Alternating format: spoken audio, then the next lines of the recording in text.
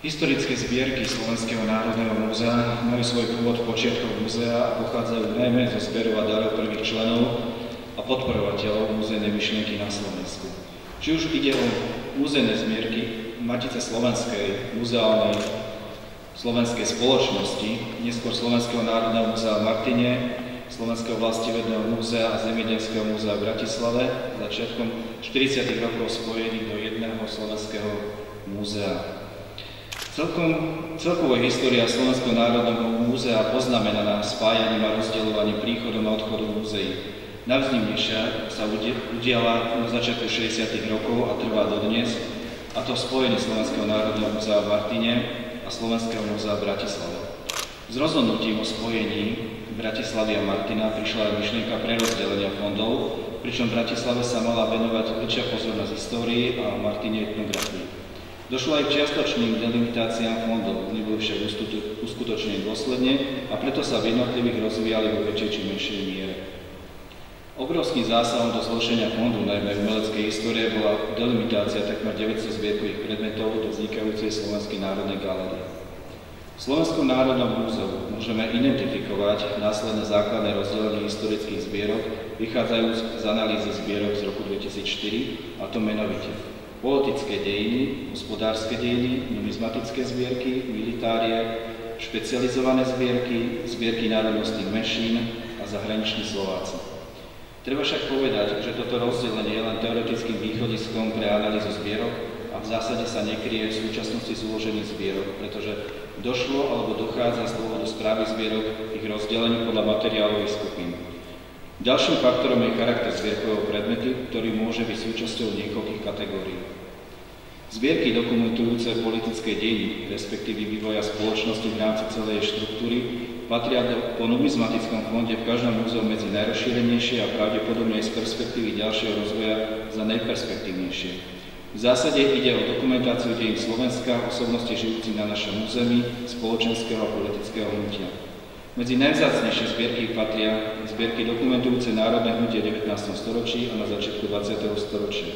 Napríklad pečať Urbana z roku 1848, dokumenty memorandového a matičného hnutia, nutné spomenúť memorandum národa slovenského uložené v súčasnosti v archíve Slovenského národného múzea. Unikátom sú aj volebné zástavy Milana Hodžu a Mudroňa v národných barvách zo začiatku 20. storočia. Pozorovnou zbierkou je zbierka volebných plagátov prvej Československej republiky. Vo fonde SNM sa nachádza pravdepodobne najcennejšia z pohľadu SNM najrozsiahlejšia pozostalosť, a to pozostala Milana Rastislava Štefánka.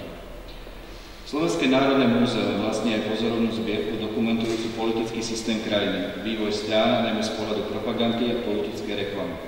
Okrem už spomínaných zástav volebných plagátov prvej Československej republiky ide o dokumentáciu prvej Slovenskej republiky, obnovenej Československej republiky, ako je obdobie od roku 1948 do roku 1989. Pričom treba oceniť zamestnancov múzea, že aj v revolučnom roku 1989 nezabudli na múzeum dokumentáciu a zachránili plagáty, letáky, transparenty, pričom boli dokumentované aj formou fotografií. V neskôršom období prebiehal zber pri všetkých voľbách v väčšej alebo menšej miere. Vo fonde múzea sa nachádzajú aj zaujímavé fondy dokumentujúce aj zaujímavé organizácie, napríklad Hasovské, Sokol, Orla, Živeny. Dokumentované spolkovými vyznamenaniami, odznakmi, výstrojom, fotografiami a inými zbierkovými predmetmi. Pomerne veľkým a zaujímavým fondom sú napríklad pohľadnice slovenských miest, ale aj napríklad pohľadnice zasielané Aleksandrovi Dubčekovi. Dokumentácia najstarších hospodárskych dejín na Slovensku je venovaná najmä dokumentácii cechov a remesiel na našom území. Nemôžeme však opomenúť aj dokumentáciu poľnohospodárstva, lesníctva a ostatných odborov. Z pohľadu dokumentácie cechov sú najvzácnejšie predovšetkým cechové pokladnice, pečatie, pečatné prstene, pričom najstaršie pochádzajú až do 17. storočia. Z ostatných len spomeniem napríklad taniere a žbány s atribútmi cechov, taniere, fľaše, kanvy a iné. Popri trojrozmerných predmetov múzeum vlastne aj zbierku písomnosti, a to štatúty, výučné listy, vandrové listy tovaryšov a podobne. Remeslá sú vo fonde zastúpené v rozsiahlejšom meradle. Múzeum v súčasnosti v menšej či väčšej miere dokumentuje činnosť mnohých remesiel. Napríklad kovospracujúce remeslá, kováč, zámočník, lampiar, medikovač, nožiar a drotár. Rovnako drevospracujúce remeslá, kožospracujúce, textilné, remesla spracujúce hlinu, sklo, kameň a podobne. Za zmienku stojí aj snaha múzea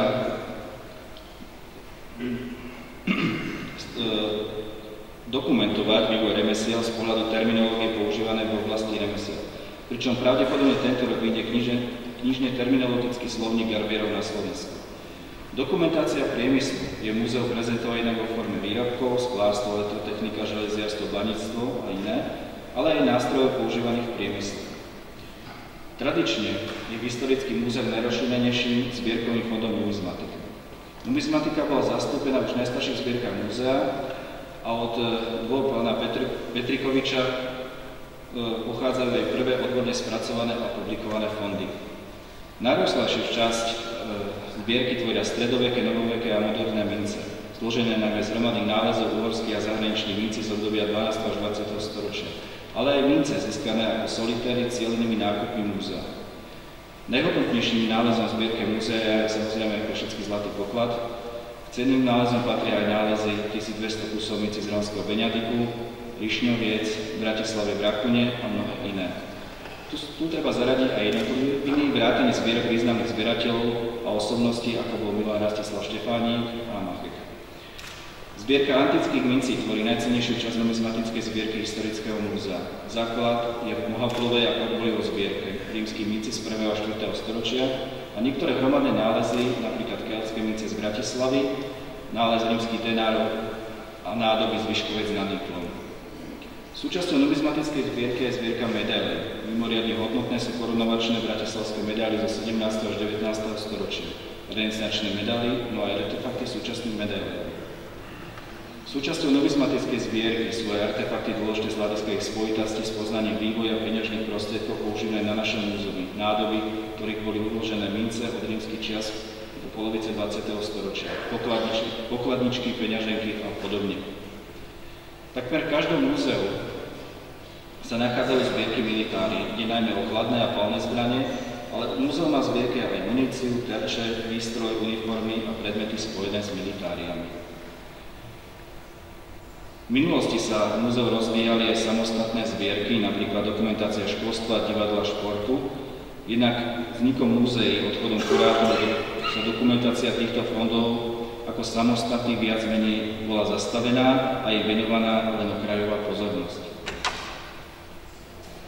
Od začiatku tohto tisícročia múzeum sa zaoberá najmä historické múzeum v problematike zahraničných Slovákov, ktoré zahŕňa obdobie niekoľkých storočí. Múzeum v súčasnosti svojimi zbierkami dokumentuje dejiny a život Slovákov na Dolnej zemi, Srbsko, Chorvátsko, Rumunsko, Maďarsko, Južnej a Severnej Ameriky, Európe a Austrálii. Väčšina zbierkových predmetov sa nachádza v zbierkovom fonde Historického múzea a múzeí v Martine. Ide najmä o fotografie, staré tlače, vyznamenania, predmety spojené priamo s vysťahovačstvom, kúpre, odevy, vysťahovačské doklady a podobne. Dokumentácia spolkového života zahraničných Slovákov, ich tlače a osobnosti, organizátori spolkového a spoločenského života Slovákov. Aj napriek delimitácie umeleckých historických zbierok do vznikajúcej Slovenskej národnej galérie sa postupne vybudoval zaujímavý fond, ktorý obsahuje najmä výtvarné umenie, zbierky dokumentujúce odievanie a kultúru denného života, nábytok a bytové doplnky. Samozrejme, najväčšie zbierky sa nachádzajú v Historickom múzeu a múzeu v Martine, ale významnými sú zbierky samozrejme hradných múzeí. Tak všetko. Ďakujem za pozornosť. Želám Slovensku národu za